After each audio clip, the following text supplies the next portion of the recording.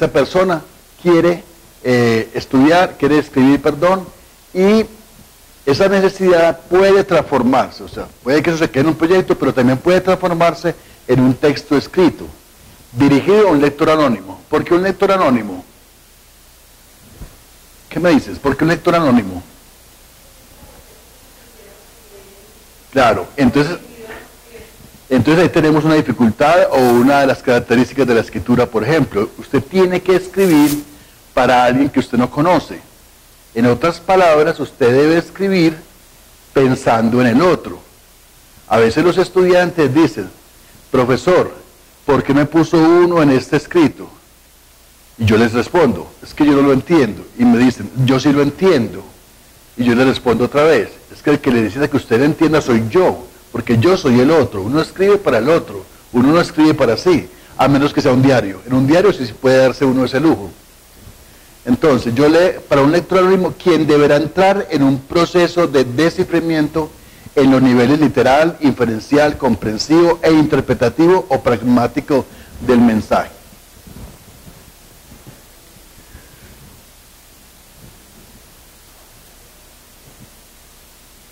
Bien, entonces, ¿qué es lo que pasa? Entonces, a usted le llega un texto a las manos. Y usted lo compró porque también comparte con el escritor cierto interés. O porque están de malas que el profesor le dijo que debía leer ese texto. Eso es otro asunto. Pero supongamos que usted dice, bueno, yo voy a comprar este libro que se llama, digamos, El vendedor más grande del mundo. Es un texto pues famosísimo. O las 7 estrategias para ser eficaz. O quiere leer La vorágine de Estaquio Rivera, o quiere leer a Dostoyevsky, o quiere leer a Shakespeare, o quiere leer a los poetas, o a un escritor como el Nobel que acaba de morir. Cuando usted empieza a leerlo, usted se va a dar cuenta de varias cosas. La primera, una de ellas, que usted necesita compartir con ese escritor cierto lenguaje. Entonces, cuando uno lee a Gabriel García Márquez, y él dice, por ejemplo, que esa mañana se desayunaron con quipes, caramañolas, ñame y algo de suero, usted dice, wow, ¿qué desayuno fue ese? ¿Tú sabes qué desayuno fue ese? ¿Alguien sabe qué desayuno? Es un desayuno de la región. Entonces lo primero que tenemos que saber es el de dónde es el autor, qué come, ¿cierto? ¿Qué es? ¿Cuáles son sus costumbres? Si por ejemplo nosotros tenemos un texto de Tomás Carrasquilla, que se llama A la diestra de Dios Padre, ¿sí? Lo han escuchado, y esa mañana dice, por ejemplo, Peralta se levantó esa mañana y se metió un calentado, entonces todos sabemos que es un calentado, ¿cierto? Paisa. Pero ¿qué pasa? Porque Tomás Carrasquilla ha sido uno de los más célebres y más reconocidos autores colombianos y está traducido al ruso. Entonces, ¿cómo te parece que un ruso llegue, compra el libro, está escrito en ruso y dice, Peralta esa mañana se levantó y se metió un calentado? ¿Qué hace el pobre ruso?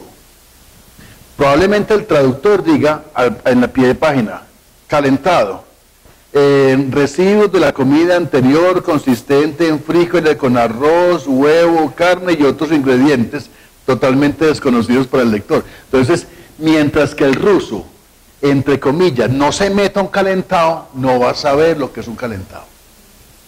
Ahora, ¿qué pasa cuando usted lee a Dostoyevsky, lee Crimen y Castigo, y dice, esa mañana se levantó Raskolnikov y se tomó un vodka?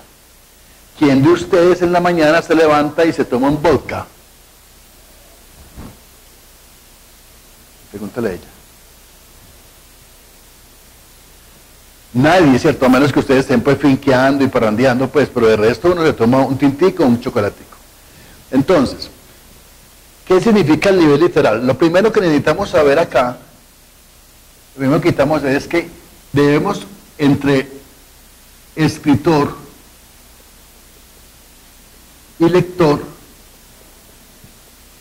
entre escritor y lector, hay que compartir algo que se llama el código. ¿Qué es el código? El código es la lengua. La lengua. Entonces, acá nos estamos comunicando en lengua castellana. ¿Sí? Si yo le digo a ustedes casa, ¿cierto?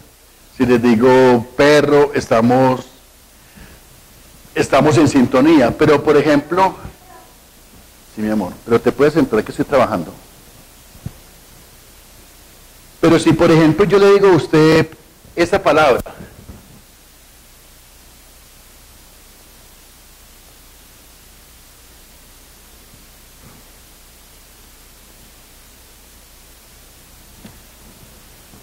compartimos el mismo código en español. Les voy a mostrar una palabra que está en español, en lengua castellana. Entonces yo le digo a usted, la que recién llega, señorita, ¿qué pasa si usted, su novio, le dice, mi amor, te dejas dar un beso cándido?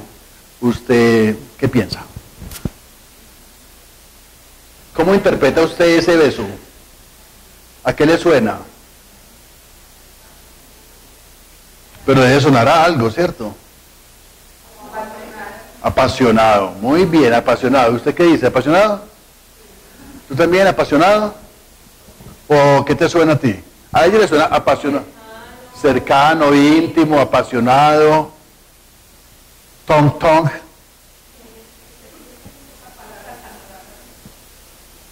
¿Sí? Ah, ok.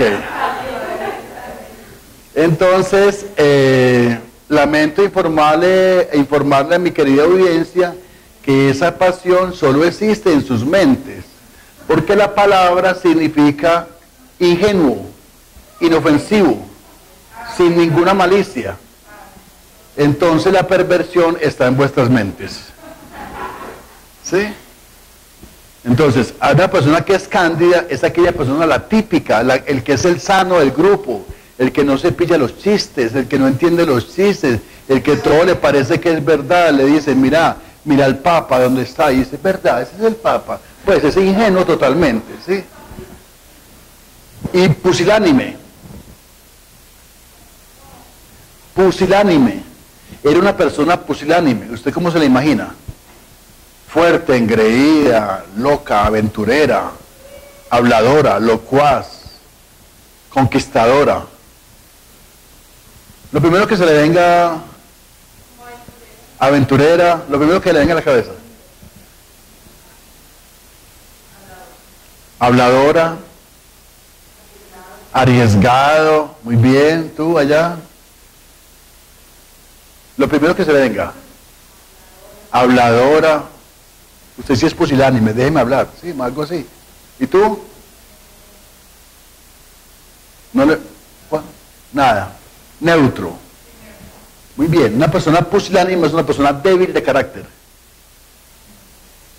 Débil de carácter. Entonces, ahí, ¿qué les estoy planteando a ustedes? Les estoy planteando lo siguiente, que a pesar de que un escritor y un lector compartan el código, lengua castellana o inglés o lo que sea, es posible que el escritor maneje palabras que el lector no maneja. Como en este caso, en cualquier escrito usted se puede encontrar estas palabras. Como no las conoce, entonces el cerebro tiene una función que se llama de sustitución. Lo que el cerebro no se lo sabe, se lo inventa. Así de sencillo. Así de sencillo. Entonces, cuando usted lee el texto y empieza a preguntarle sobre esa palabra, usted dice, no, para mí eso es conquistador, para mí eso es fuerte, para mí eso es apasionado. Y ahí es donde tenemos problemas con las respuestas. Entonces, cuando vamos a leer necesitamos compartir el código, pero también necesitamos una enciclopedia cultural. Es decir, para leer hoy necesitamos haber leído antes, lo cual es una forma de decir que si tú no lees, no puedes leer. Sí, no sé si me captan el mensaje que hay ahí. Si no estás a la orilla de la piscina, no puedes nadar. No hay un curso teórico por internet de cómo nadar. Bien, otra cosa que tenemos que mirar a la hora de leer y escribir es que ambas personas son unas personas situadas. Somos seres situados. ¿Qué quiere decir situados? Situados significa que tenemos un espacio, un tiempo Tenemos unas sexo, tenemos edad, raza, creencias, saberes, incluso tenemos un aparato cognitivo distinto, entre otras variables. ¿Qué es lo que significa eso? Vamos a suponer que vamos a leer a Shakespeare. Entonces, si vamos a leer a Shakespeare, estamos hablando que Shakespeare estaba en Inglaterra,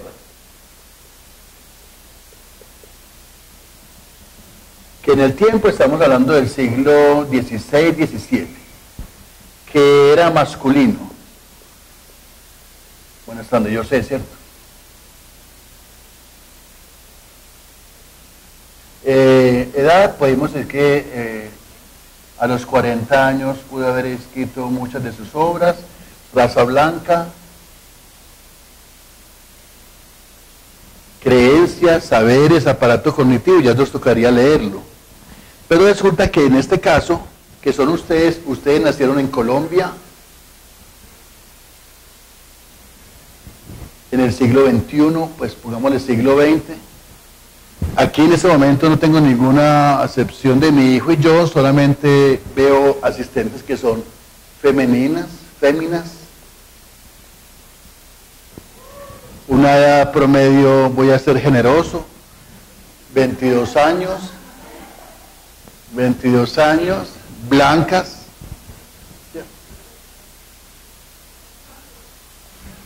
Entonces, no sé si me captan, y la idea es la siguiente: ¿cómo puede uno entenderle a un señor que habla inglés, yo hablo español, él del siglo XVII, yo soy del siglo XX, él es masculino, yo soy femenina, él tuvo 40 años cuando escribió, yo tengo 22, él es blanco y yo soy blanco? Él es europeo y yo soy latino. ¿Cómo nos podemos entender? ¿Qué nos une? A ver, ¿qué nos puede unir a Shakespeare? ¿Alguien ha leído a Shakespeare?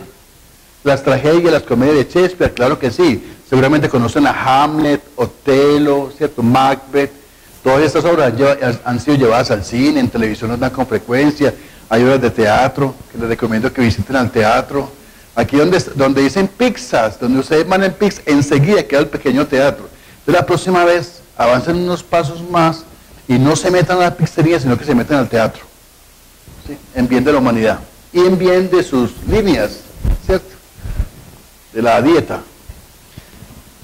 Ok, entonces, ¿qué compartimos con Shakespeare? Con Shakespeare compartimos algo que permite la comunicación humana, y es que Shakespeare trabaja con la mente y el corazón humano. La primera frase que tiene Hamlet es ser o no ser. Y ahí es la cuestión, ser o no ser. Y es un asunto que a todos nos ha hecho, algunas veces nos hemos hecho esa pregunta: ¿somos o no somos? ¿Para dónde vamos? ¿Quién soy yo? ¿Sí estoy en lo que estoy? ¿Esta sí es mi carrera? ¿Este sí es mi esposo? ¿Qué es esto? ¿Esta sí es la casa que yo quiero? ¿Esta sí es la mujer que yo deseo? Te miras al espejo, ¡wow! ¿Qué pasó? ¿Cierto? Bueno, en fin. O bueno, todo lo contrario.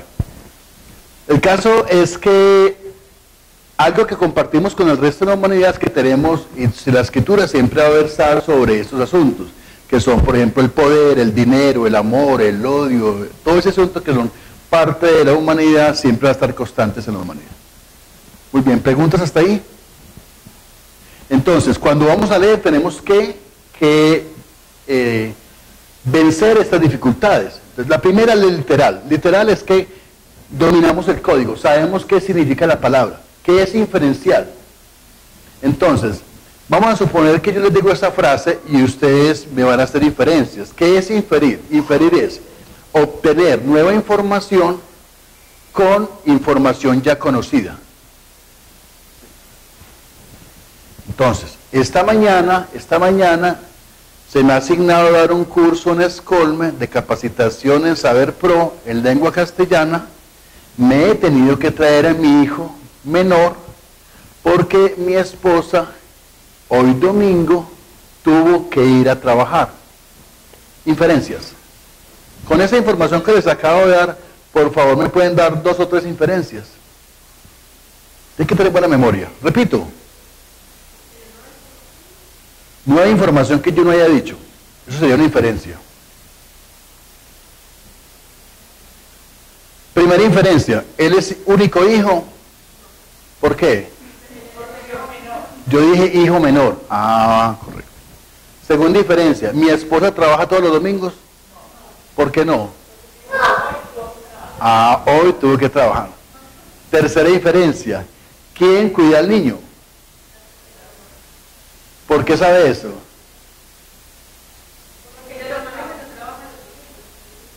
Se supone que al no estar ella, yo lo traigo acá. Ahora, la línea, muchachos, la línea entre la inferencia y el chisme es muy delgada.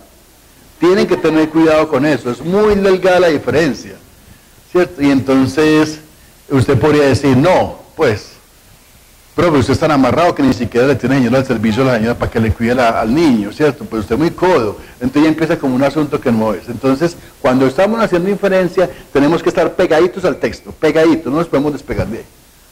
Ahora, ¿qué es comprender? Comprender un texto es entrar en la lógica del escritor. De las cosas más difíciles que hay en el mundo es leer sin que nosotros nos involucremos en el texto.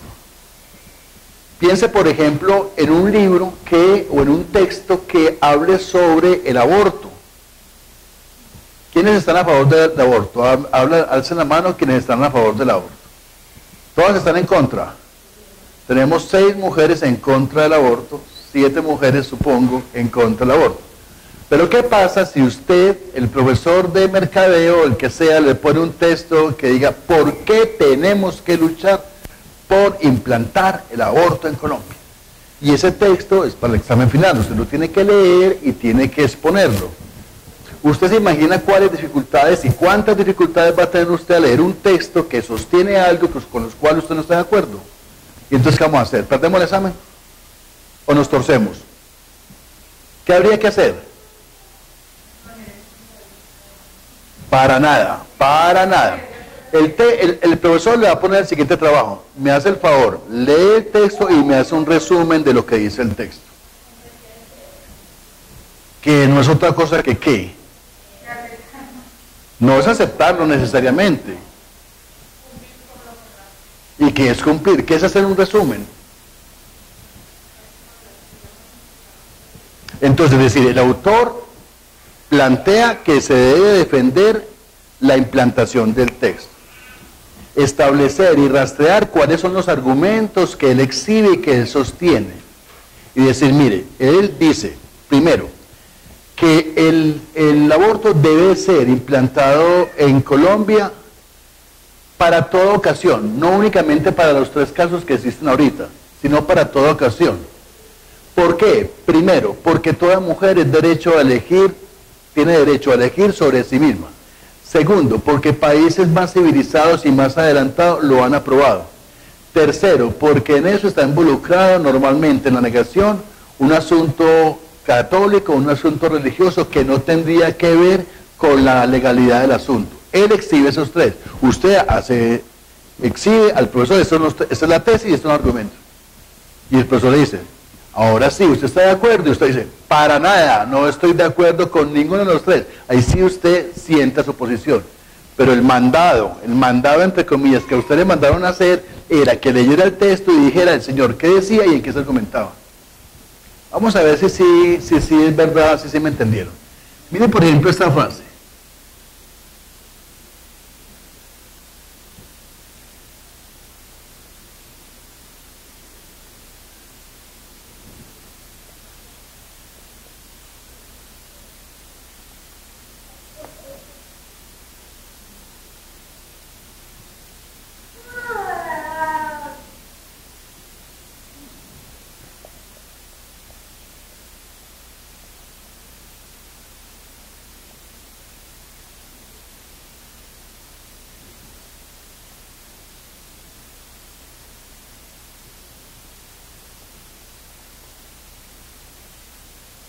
Bueno, no me acuerdo si es con doble T o con doble N, dejémoslo con doble.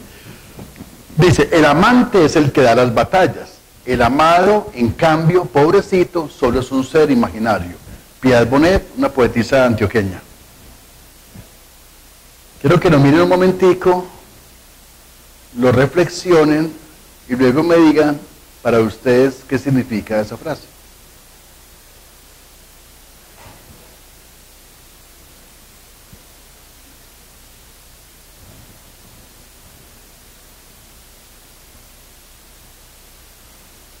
¿Sí? Tenemos una versión.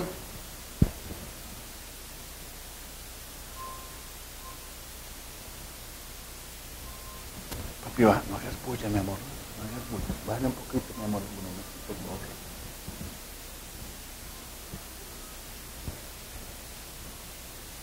Muy bien, a ver. Empecemos. Alguien suelte. A ver, empecemos por usted. Tiene cara de que encontró la respuesta. ¿No?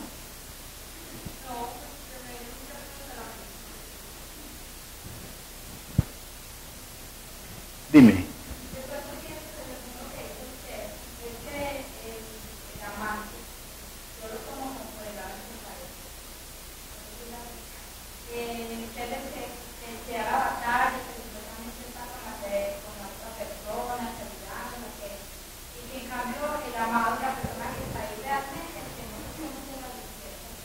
Un cero a la izquierda. Uy, esa expresión me pone, como dicen los países, arrozudo. Cuando la mamá le decía, usted sí es un cero a la izquierda, eso es lo más duro que le pueden decir a uno.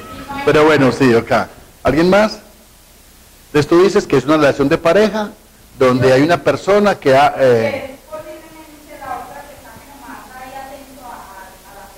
Ajá.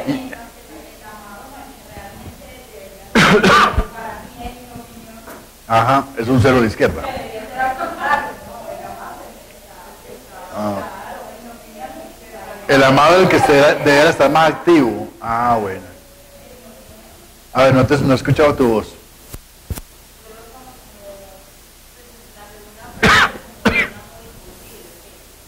Es un amor imposible, dices tú. De pronto un amor imposible.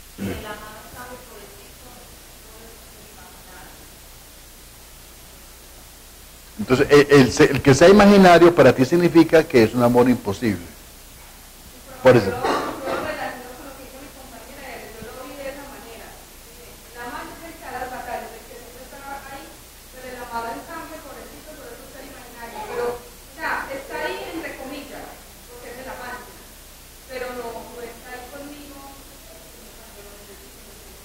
Ok, necesitamos un amado que esté más cercano, que sea más partícipe.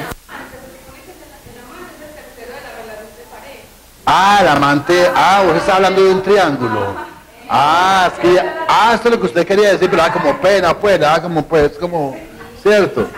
Usted se está refiriendo que el amante en esta frase significa un tercero, una relación. Bueno. Claro. Nunca lo pudo tener, muy bien. Muy bien. ¿Se dan cuenta cómo no me están obedeciendo? Lo primero que hacen ahí cuando leen esa frase es que se empeliculan. ¿Con qué se empeliculan? Con sus experiencias. Y eso es peligrosísimo. Con la vida diaria, con las experiencias. Y esas no se pueden poner todavía ahí en juego. Esas se ponen cuando estemos en el nivel interpretativo, todavía no. No podemos comprender, no podemos todavía interpretar lo que no hemos comprendido. Si tú quieres conocer a una persona, tienes que esperar que ella hable y actúe y la conocerás. Pero muchas veces nos hemos equivocado con el otro porque decimos, esa persona tan petulante, tan orgullosa, y cuando la tratamos no es así. Lo mismo pasa con esta frasecita. ¿Sí? Bueno. Defíname amante. Según usted el tercero, pero defíname el amante. ¿Quién es un peluquero? ¿Quién es el peluquero? El que peluquea, ¿cierto? Así de sencillo, no es complicado. ¿Quién es el amante? ¿Quién es el amante? No, señorita, eso está en su mente. Por favor, usted necesita. Vea, aquí en el segundo piso está la psicóloga. ¿Cómo así que? El amante es el que ama. El amante es el que ama lo que hace, ¿cierto? Es el agente que ejecuta la acción del verbo, el amante. Y el amado, no eso que vence los obstáculos, no se en películas, espere. El amante es el que ama. Yo soy amante del arte, yo soy amante del fútbol, yo soy amante de lo uno, de lo otro. O sea, a mí me gusta, me apasiono por eso, ¿sí? El amado, ¿qué es? Está en un participio. Entonces se llama sujeto pasivo. Es sobre quien recae la acción del verbo. Aquí el verbo que estamos hablando es el verbo amar. Y tenemos un agente, y aquí tenemos a alguien que se llama un paciente.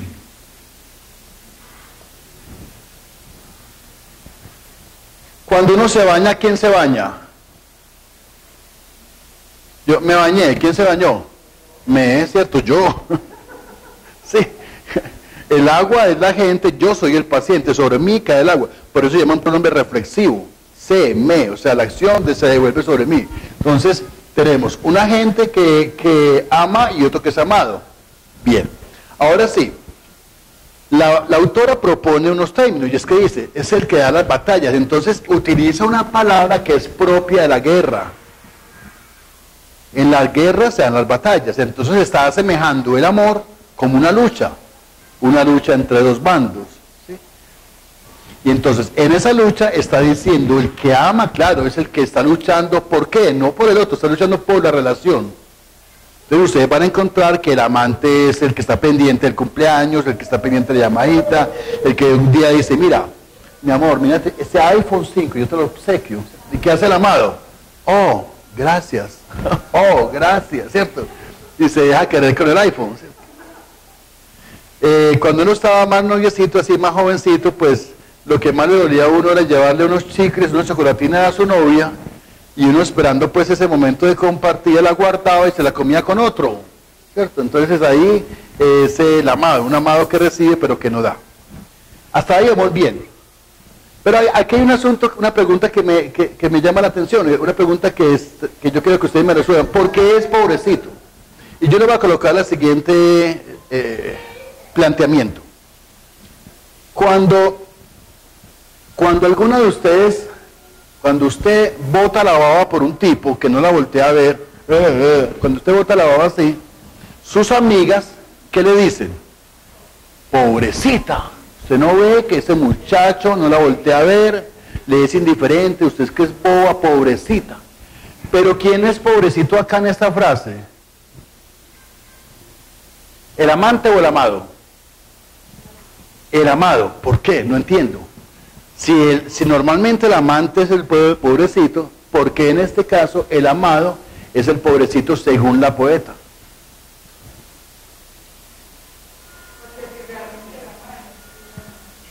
Y por eso es pobrecito. Si realmente lo amara, ¿qué?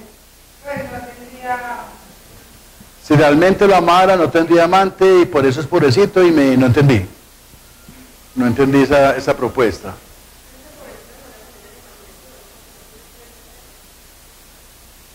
¿Pero por qué pobrecito? Por eso es pobrecito. O soy pobrecito yo. O usted pues que fue la que la idealizó. Usted lo pone en un pedestal, ¿cierto? Pero la poeta dice, pobrecito no usted, sino él. Ahora, ¿por qué? Bueno, porque solo es un ser imaginario. Esto sí es más fácil. Porque el amado solo es un ser imaginario. Claro, está en la mente del amante, es correcto, está en la mente del amante. Entonces usted le dice a su amiga, ay, conocí al hombre de mis sueños, es alto, erguido, es buena gente, es una profesional a todo timbal, todo eso, ¿cierto? Entonces lo presenta a ella y ella le dice, esto. O sea, a ella no le gusta igual que ustedes, tienen diferencia. Entonces solamente, y no sé si les ha pasado que cuando uno se enamora, pone al otro al 100. Después todos los días le toca quitarle un puntico y otro puntico y 10, 20, hasta después queda debiendo puntaje, ¿cierto? Pero uno siempre empieza con que el otro es perfecto. Entonces solamente existe en la mente del amante. ¿Y por qué pobrecito? Porque este amado Se perdió una cosa muy importante en eso. Si bien este amante fue el que apoyó, fue el que dio, fue el que se entregó, este amado se dejó amar. Es decir, nunca tuvo una pasión. Pobrecito porque nunca tuvo una pasión. Pobrecito porque no dio señales de estar vivo. Entonces, ahora mira la frase. El amante es el que da las batallas. El amado, en cambio, pobrecito, solo es un ser imaginario. O sea, esa persona que amó, posiblemente más adelante pueda volver a amar. Pero el amado está sin estrenar. A eso se refiere la frase. ¿Qué hicimos? Un análisis pegadito al texto. Analizar significa partir en pedacitos. Entonces cogimos que era amante, que era amado, que es la batalla, que es pobrecito, que es un imaginario, y lo fuimos recreando. ¿Qué tenemos que hacer? Dejar de empelicularnos con nuestras experiencias. Entonces, en este poema, epigrama, se parece mucho al sándwich de jamón y queso. ¿Ustedes han pensado en un sándwich de jamón y queso cuando lo comen? ¿Qué está pasando ahí en sus bocas? ¿Ya han pensado en ello o no? ¿Quiénes participan en un sándwich de jamón y queso? 2 torrejas de pan. Bueno, ¿qué más? ¿Quién puso el jamón? ¿Quién puso el jamón? ¿Quién aportó el jamón al sándwich? ¿El cerdo o no? El cerdo. ¿Quién aportó el queso? La vaca. ¿Quién aportó más? ¿Perdón? El trigo. El trigo. No. El cerdo murió. La vaca siguió viviendo. Entonces, hay relaciones en las que uno pone el jamón y el otro pone el queso. ¿Sí? A eso se refiere. Ok. Vamos a mirar Bueno, el tiempo es bastante corto para todo lo que tengo que hacer, pero bueno.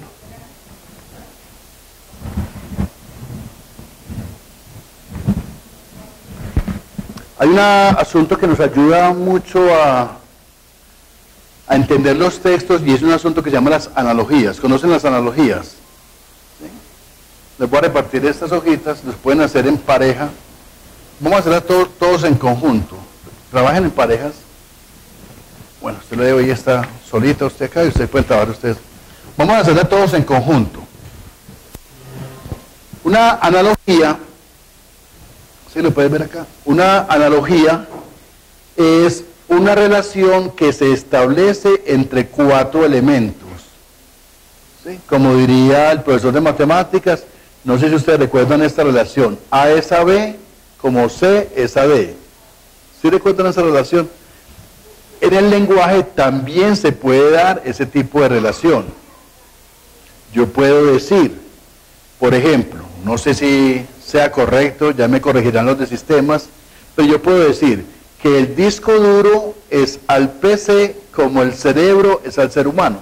Yo puedo hacer esa analogía. Puedo decir, de alguna manera, puedo decir, el presidente de la nación es a su pueblo como el padre a su familia. Puedo establecer varios tipos de relaciones. Ahora, esas relaciones van recibiendo distintos nombres.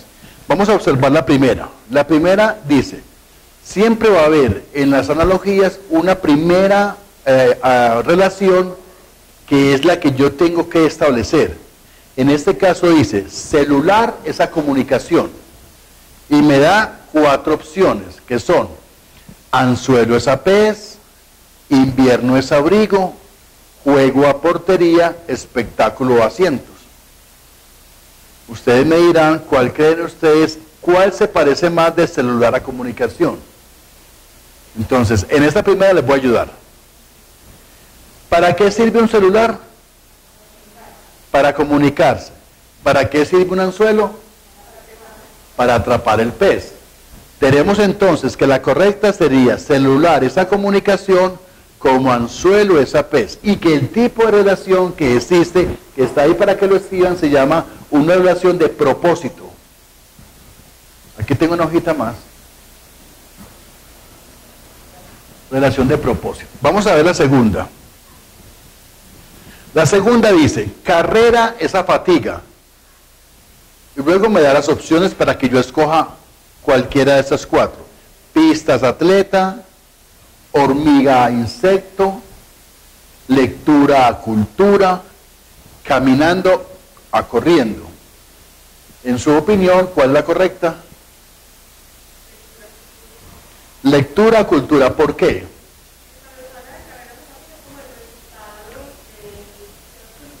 Correcto. Entonces, quien corre se fatiga, quien lee se culturiza. El tipo de relación es, tú lo dijiste, ¿usted qué dijo? Tipo de relación. Entonces se llama relación de causa y efecto. La siguiente, rosa esa flor.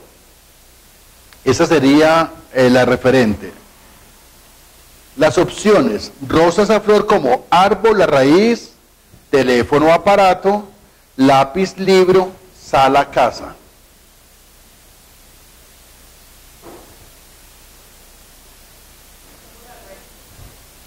Árbol, la raíz. Explique por qué.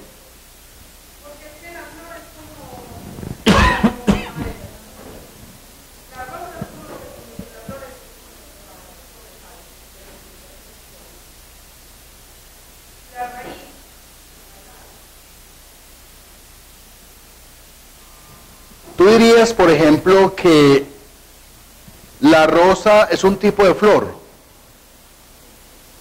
O sea, que la flor sería el género y la rosa la familia, por decir algo. O sea, hay una más grande que otra, ¿sí? Y se parece que en árbol y raíz se cumple esa función entre familia y especie. ¿Alguien tiene otra propuesta? ¿Cuál es la B? Teléfono, aparato. Mira que esa sí funciona mejor. La rosa es un tipo de flor, así como el teléfono es un tipo de aparato. Entonces la relación viene a ser del todo, de la parte con el todo. Parte que es la rosa con el todo que es la flor. Es un tipo de relación.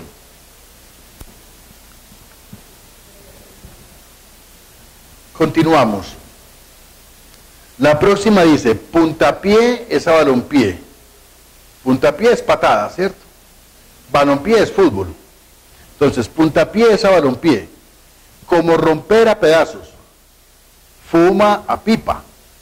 Plato a comer. Mar, olas.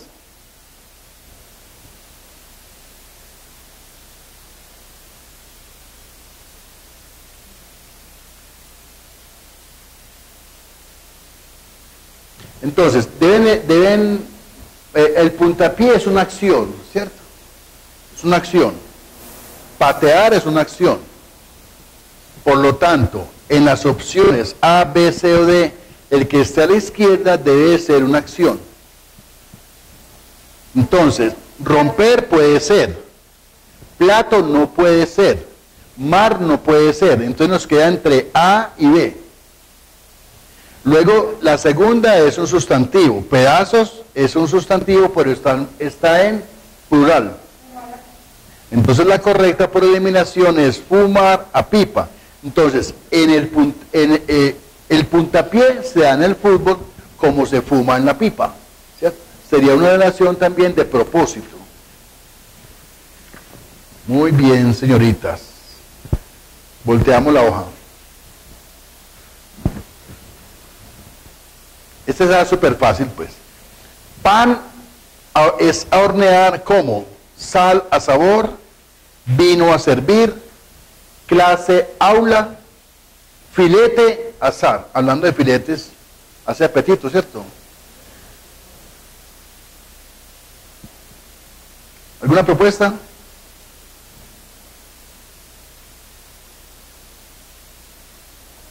Tienes que buscar, a la derecha dice hornear, busca a la derecha que sea un verbo, los demás lo elimine, si le quedan varios ya es más fácil. Eliminamos sabor, no, servir, no, aula, sí, porque es un sustantivo, y asar, no, entonces solamente con esa estrategia eliminamos la C. Ahora, ¿la qué? La de dedo, duodeno y Dinamarca. ¿Qué dice? ¿Por qué?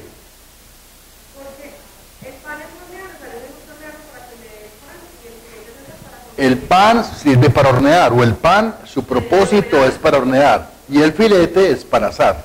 También hay un propósito. ¿Sí? ¿Me siguen? ¿Estamos bien?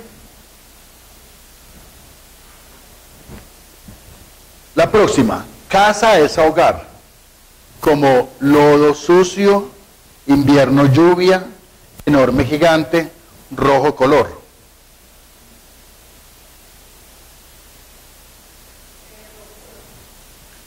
Explica por qué rojo color. Porque casa significa pues el hogar de muchas personas, ¿cierto? O donde se puede convivir. Y el rojo es tipo, hace parte del color, de la familia del color. ¿Y la casa hace parte de los hogares? No me da del todo, no me da mucho esa relación. ¿Qué relación existe entre casa y hogar? Primera relación que a ustedes se les ocurra. Dilo, ¿qué le cae? Que la casa, tú dijiste primero, que la casa es sinónimo de hogar. Casa es hogar. Y la respuesta que tú dices es ¿cuál?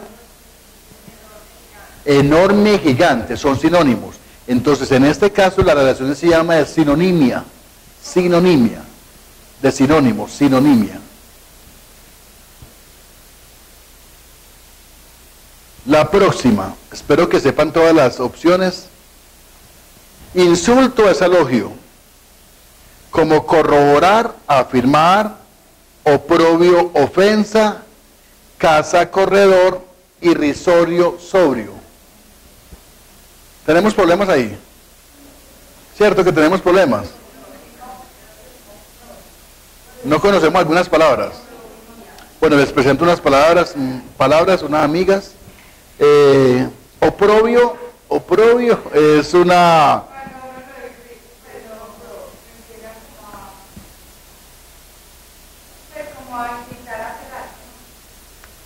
El oprobio también tiene que ver como algo que se dice de carácter dañino o nocivo. Irrisorio es también que produce risa, pero por lo exagerado también. Un poco barroco. Yo no sé si ustedes conocen personas barrocas. Ustedes conocen casas barrocas. Una casa es barroca cuando usted ni siquiera tiene por dónde entrar, porque la señora tiene una sala, en la mitad tiene una mesa, en la mesa hay 15 bailarinas, 10 elefantes, hay un buffet, 40 copas de vino, hay 3 cuadros, el corazón de Jesús, está la atril, Salmo 91. Uy, yo tengo que pasar así porque está demasiado cargado. Eso se llama una cosa irrisoria. Lo contrario sería sobrio, cuando está una cosa sencilla, que no es exagerada. Sobrio significa también que no ha bebido alcohol, pero sobrio también significa algo que es elegante por la simpleza. Ahora sí, con esas significaciones...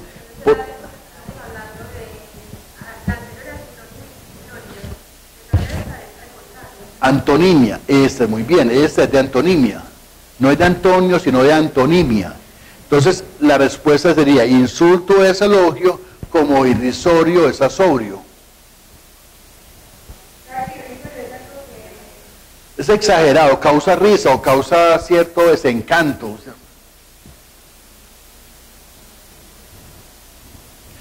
La próxima dice, Bogotá es a Colombia, como Colombia, Cali, Venezuela, América, Berna, Suiza, Medellín, Caracas. Aquí sí toca pues conocer un poquito el globo terráqueo.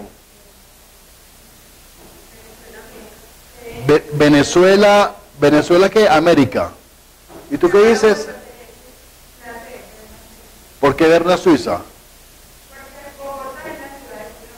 ¿Es la ciudad de Colombia? Ajá. ¿Es la ciudad de Suiza?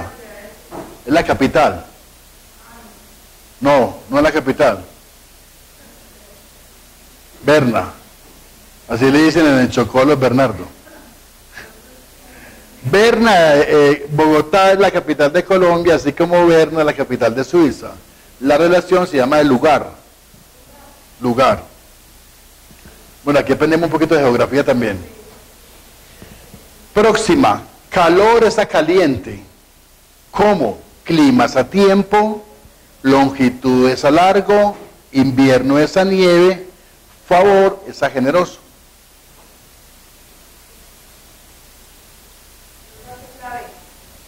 Yo creo que es la B.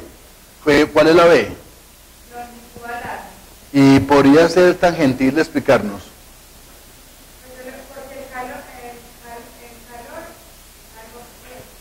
El calor es algo caliente.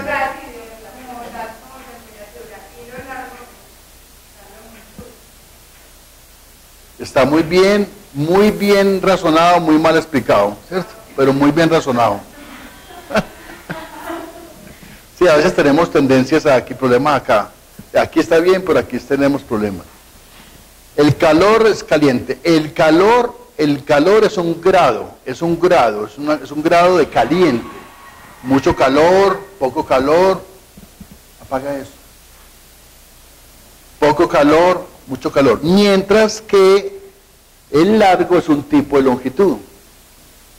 Entonces aquí se llama una relación de intensidad o de grado. ¿Puedes bajar el volumen, por favor? O si no te la apago. Todo el volumen que puedas. Todo más, todo lo que puedas. Bueno, si vuelvo a escuchar el sonido, te la apago.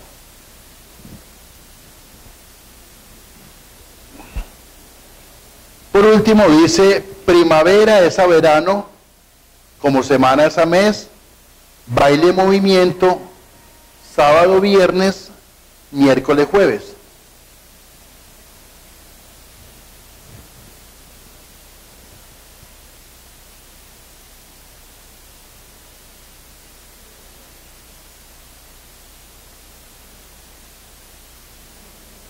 ¿Alguna respuesta? Miércoles, jueves, ¿por qué? ¿Cuál es el orden? El orden de las estaciones. Empecemos en diciembre. En diciembre estamos ¿en dónde? En invierno. Después de invierno sigue primavera. Después de primavera sigue verano. Y después el otoño y luego nuevamente invierno. Entonces semana, mes. Sigue raspando.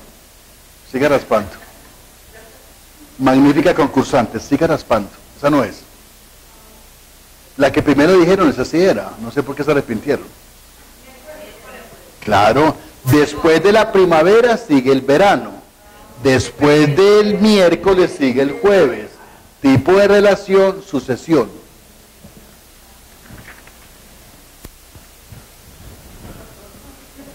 ¿Les gustó el ejercicio? Bien, entonces, importante, jovencitas, en la lectura uno tiene que, qué pena la expresión, pillarse cuál es la relación que el autor establece entre los términos. ¿Sí? Y vamos a leer un texto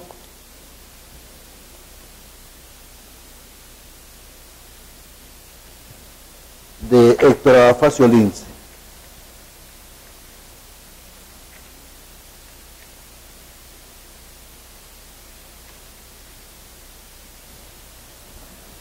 Se los voy a leer en voz alta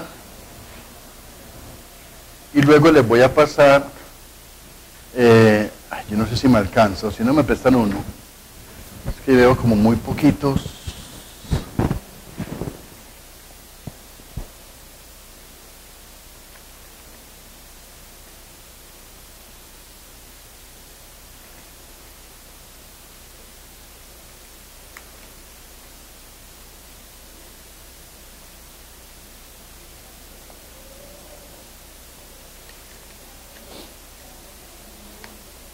Así, aquí tengo más. ¿A quién le faltó? ¿A quién le faltó un texto a usted? Bueno, Colombia, boceto para un retrato. Dice así, quiero que me sigan atentamente. Dice, Colombia me parece un buen resumen del mundo. Una élite prevalentemente blanca en el color de la piel, que constituye un poco menos del 10% de la población total, que vive en los climas más fríos y ocupa las tierras más fértiles y es dueña del 80% de la riqueza general, las minas, la agricultura, el ganado, los bancos, las industrias, y controla el poder político. Otro 40% de la población, un poco más oscura en su aspecto exterior, trabaja duramente, más que para llegar a ser élite, para no caer en la pobreza del otro 50% de la población, que vive en las tierras más cálidas y menos fértiles, o en las partes más duras de las ciudades, que es negra, india, mulata o mestiza, y que nunca está del todo segura de poder comer o de tener agua limpia al día siguiente. El primer mundo desarrollado, espejo de Europa, Estados Unidos y algunas partes del lejano oriente, está representado por esa élite de piel clara que se aprovecha de las materias primas y de la mano de obra barata del resto del país. Viven bien, comen bien, estudian en los mejores centros, tienen excelentes hospitales y se mueren de viejos. La clase media, los pequeños empleados, algunos obreros con buenos contratos, son el espejo de los países emergentes como México o Brasil. El 50% de los pobres que apenas sobreviven se parecen a África, a las regiones y naciones más pobres de Oriente y también, por supuesto, a la misma América Latina, menos desarrollada. Así es el mundo, y Colombia se parece mucho al mundo en tamaño pequeño. Recorrer Colombia es una bonita experiencia sociológica. Si uno empieza por el norte, en el desierto de La Guajira, podrá visitar la mezquita de Maicao, comer kibbes como los del Líbano, ver mujeres de origen árabe con velo musulmán y hasta deleitarse al postre con las guaclavas de miel y frutos secos. Si atraviesa las fértiles llanuras de Córdoba, Bolívar y Sucre, encontrará inmensos hatos de ganado Brahman, traído de la India hace más de un siglo, con sus morros henchidos de grasa y carne y con la parsimoniosa envidiable de las vacas sagradas. Si se trepa por la cordillera de los Andes, encontrará valles alpinos con ganado Holstein o Jersey, como en Suiza, Inglaterra o Canadá, e incluso campesinos de ojos azules que ordeñan las vacas y hacen queso en las montañas de Antioquia. Si se hunde en las selvas del Chocó, podrá sentirse en África de repente, con unos negros grandes y dulces que llevan la música por dentro y la pobreza por fuera, aunque con gran dignidad. Si se atreve a internarse en las selvas amazónicas, se sentirá en partes de Brasil, con ríos inmensos y parsimoniosos, árboles innumerables, calor intenso y bichos raros. Si va a los departamentos de Cauca y Nariño, en el sur podrá figurarse que está en Bolivia o en Perú, con indios que viven de ramas remotas de la familia quechua, cuyo imperio se extendió hasta allí, pero que hablan lenguas locales que Evo Morales no entendería.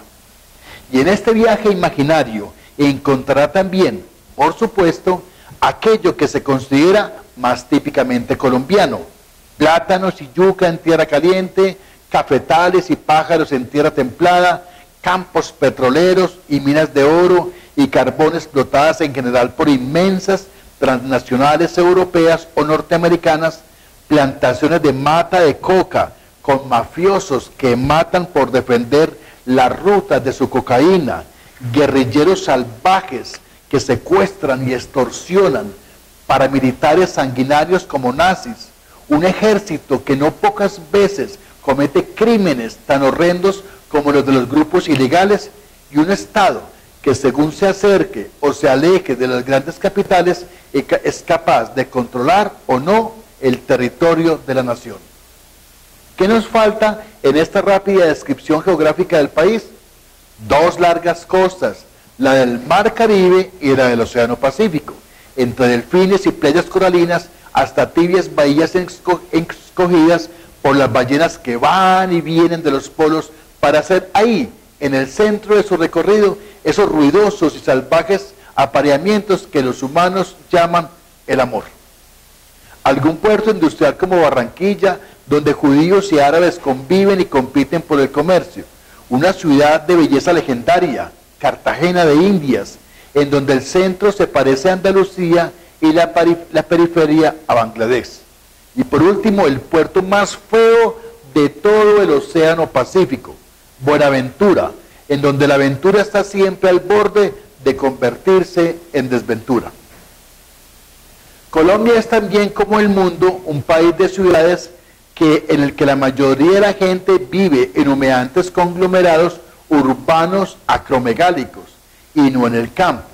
Lo distinto estriba en que, a diferencia de la mayoría de los países de Hispanoamérica, la capital del país, Bogotá, no se roba la casi totalidad de la población urbana, sino que pululan las ciudades con más de 1 millón de habitantes: Medellín, Cali, Barranquilla, Pereira, Cartagena, Manizales. Salvo los puertos, la mayoría de estas ciudades y por ende la población del país está en las cordilleras, en los altos valles o en altísimos altiplanos. El motivo es muy simple: el clima duro del trópico, la humedad y los insectos de las tierras bajas se soportan mucho mejor en la altitud de las montañas. Por eso tenemos un país muy extenso, pero al mismo tiempo muy densamente poblado en la cordillera y casi desierto en las llanuras y en las selvas. El 98% de los colombianos hablamos en castellano. Las variedades de nuestro español dependen de si estamos cerca del mar, de cara al mundo, o aislados en las montañas, pero en general podría decirse que quizás por estar nuestro país a mitad de camino entre el Río Grande del Norte y el Río de la Plata, nuestro castellano tiene una cadencia bastante comprensible para casi todos los que viven en el ámbito de la lengua. A esta aparente neutralidad de nuestra variedad lingüística se debe tal vez ese lugar común que dice que hablamos el español más hermoso y correcto de América. La política nos apasiona, como a los ciudadanos de cualquier parte del mundo, y también tenemos la ilusión de que la vida depende del cambio ritual de los gobernantes. Desde hace más de 6 años nos gobierna un terrateniente antioqueño de baja estatura, ojos claros y buenos modales, aunque los pierde con facilidad cuando se enoja, y se enoja mucho. Un requisito tácito para pertenecer a su gabinete es haber padecido secuestros o asesinatos a manos de la guerrilla. Muchos de sus ministros han tenido esa trágica experiencia en la propia piel o en la de familiares y amigos muy cercanos. Eso los hace odiar, con razón, a las FARC, empezando por el primer mandatario cuyo padre fue asesinado por esta banda de narcotraficantes que se hace pasar por guerrilla revolucionaria. Bueno, es ambas cosas: una guerrilla degradada mafia que no deja por eso de ser a ratos una guerrilla con ideales rebasados por la historia. Uribe fue elegido por la mayoría de los colombianos para derrotar a ese grupo, la FARC, de la cual el 95% de la población estaba harto. Lo ha logrado en parte, pero a costa de perdonar demasiado a los paramilitares y a costa de gastarse la mejor tajada del presupuesto en fortalecer al ejército. Casi nadie, ni yo mismo, se opone a que derrote a la guerrilla. El problema es que al hacerlo se descuida lo más grave para nuestro desarrollo: la desigualdad y la miseria. Del 50% de la población pobre, de su condición inhumana, sale cada año apenas un porcentaje ínfimo, aunque constante. El agua sigue siendo impotable, incluso en algunas de las regiones más lluviosas del mundo. No tenemos ni una sola autopista en todo el país. La educación pública es de muy mala calidad y no es universal. La gente desplazada del campo por la guerra se hacina en las ciudades en condiciones de vivienda y de vida intolerables. El presidente reza rosarios en público y no está muy interesado en el control de los nacimientos. Pero aquello para lo que fue elegido, aquello que prometió derrotar a las FARC, lo está cumpliendo.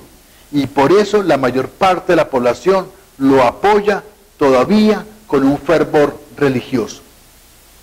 Escribimos libros, hacemos unas cuantas películas al año, ganamos 1 o 2 medallas de bronce en los Juegos Olímpicos, somos buenos escaladores del ciclismo y tenemos una selección de fútbol que teme mucho hacer goles. Tenemos 2 o 3 cantantes populares que el mundo adora, aunque a mí no me entusiasman. Nuestros 3 escritores más grandes, en todos los sentidos de la palabra grande, viven en México: García Márquez, Mutis y Fernando Vallejo. Como si el aire impuro del Distrito Federal fuera fecundo para su prosa. Tenemos unos cuantos museos, no muy buenos, pero de vez en cuando surgen grandes talentos aislados en la ciencia o en el arte. Somos unos 44 millones los que seguimos viviendo aquí y otros 4 viven repartidos por el mundo, sobre todo en Venezuela, Europa y Estados Unidos.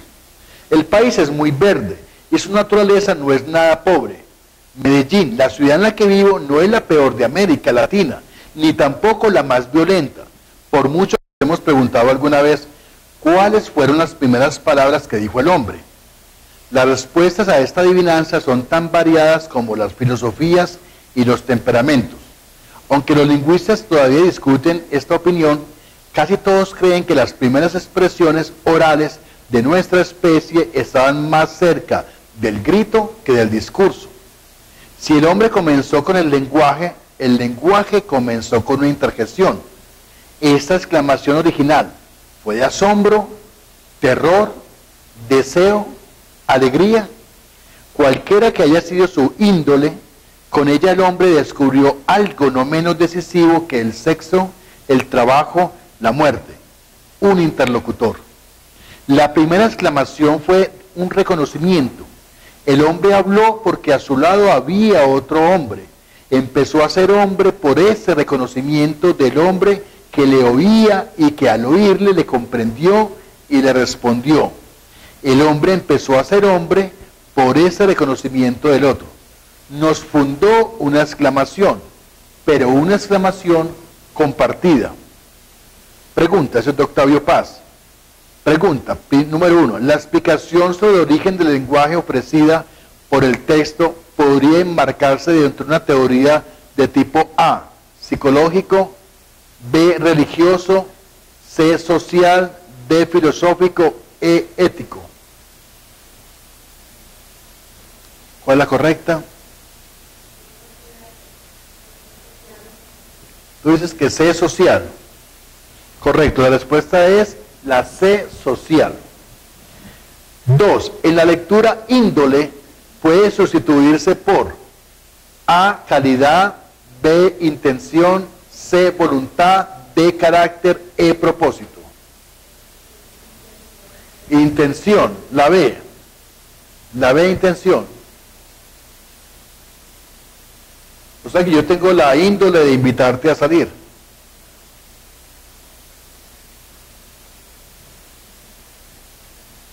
¿Sí?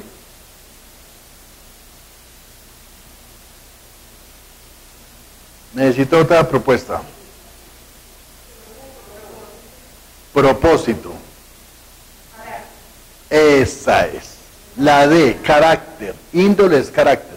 Tú eres de una índole o tú eres de un carácter impulsivo, es lo mismo. 3. El texto afirma que A, las filosofías y los temperamentos son como las adivinanzas. B, las primeras manifestaciones orales fueron interrogaciones. C, el hombre habló porque se sintió solo. D, un interlocutor es menos importante que el sexo. E, una exclamación compartida nos inició como hombres. La A, las filosofías y los temperamentos son como las adivinanzas. ¿Y tú dices? La E, una exclamación compartida nos inició como hombres. ¿Qué dicen las compañeras? No se puede voto en blanco. Eso ahorita cuando vengan las elecciones próximas tal vez, pero ahorita no se puede voto en blanco.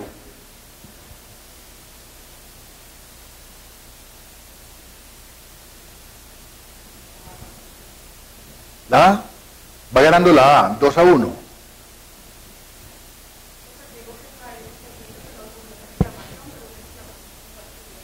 Ajá. Por eso es que esa es la correcta, la E. La E es la correcta. Dice, la 4 dice, la lectura anterior nos permite concluir que lo siguiente: A, realmente la especie humana es la única con capacidad de comunicación. B, se puede precisar el periodo de la historia en el cual se produjo la primera comunicación oral. C, no existe una teoría que se pueda considerar como la única explicación científica sobre el origen del lenguaje.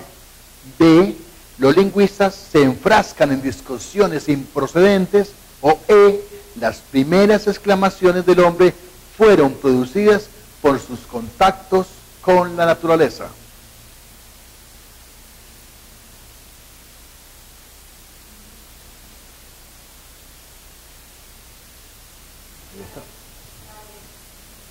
Pero ¿por qué dicen que no? Diga la E, ¿por qué dicen ese no tan de moda, cierto? Vamos al baño, no. La E, no. Entonces la E, muy bien. Tienen pues, Wikipedia.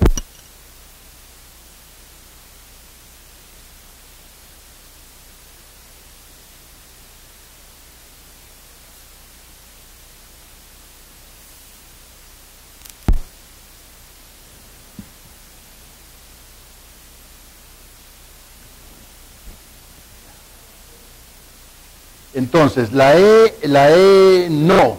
Y no es porque no hay que inferirla, está explícita. Por eso no es. Es cierta, pero no es una inferencia. No se puede concluir porque está explícita. La correcta es la C. No existe una teoría que se pueda considerar como la única explicación científica sobre el origen del lenguaje.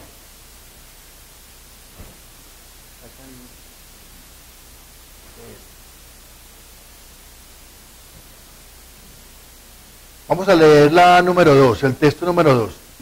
¿Vamos bien? ¿Estamos ubicados? Dice, hace unos 150 años, unos químicos alemanes comenzaron a investigar metódicamente las propiedades de la papaya.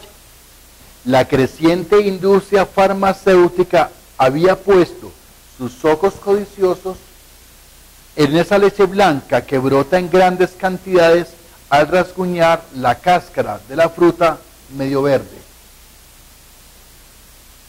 Otros científicos en Francia, Inglaterra, Estados Unidos y Japón copiaron a Alemania en sus experimentos y estos hombres de ciencia redescubrieron que dentro de esa leche hay una enzima o fermento muy fuerte que puede disolver los alimentos igual o mejor que la saliva, que los jugos gástricos y los jugos pancreáticos del sistema digestivo humano.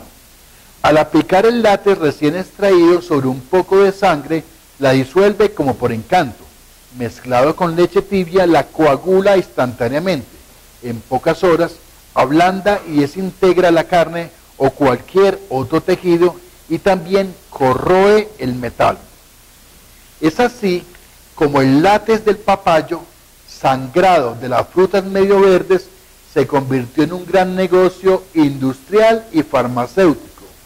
El látex, convertido en polvo blanco, es enviado a laboratorios de países europeos y norteamericanos, y allí es refinado, transformado, embotellado, patentado, rotulado y comercializado en forma de remedios para el tratamiento de problemas gástricos, en polvos para ablandar carnes, en lociones para la piel, en productos industriales para aclarar la cerveza, para suavizar los cueros y las lanas, y en medicina para innumerables tratamientos que requieren disolver membranas endurecidas y dañinas.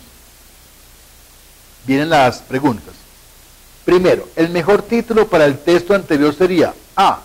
Características de la papaya. B. Historia de la papaya. C. Comercialización de la papaya. D. El látex de la papaya. E. Un singular polvo blanco. El látex de la papaya. A. Características de la papaya. ¿Usted dice cuál? D. D. ¿Usted me dice D? A. La E. Bueno, la última tendría que ser la correcta. La correcta es la E.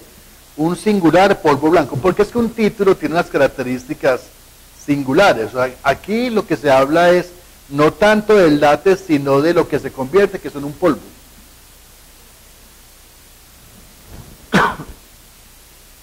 Dos, el látex es extraído de A, la semilla de la papaya, B, la pulpa de la fruta, C, la corteza del árbol, D, la cáscara de la fruta o E, el zumo de la papaya. La cáscara, que es la D, correcto. 3, cuando la industria farmacéutica fijó su atención en el látex, aquella se encontraba en un periodo de A, plenitud, B, deterioro, C, expansión, D, decadencia, E, austeridad. Expansión, C, expansión, correcto. Y por último, en el texto rotulado puede sustituirse por A, sellado, B, certificado, C, calificado, D, codificado, E, titulado. B, certificado.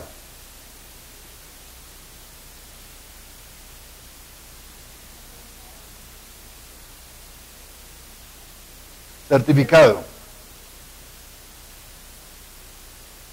¿Sí? ¿Estamos de acuerdo? Certificado. Las señoritas silenciosas, ¿tienen alguna opción en mente? Certificado. Muy bien. Se acaban de equivocar todos.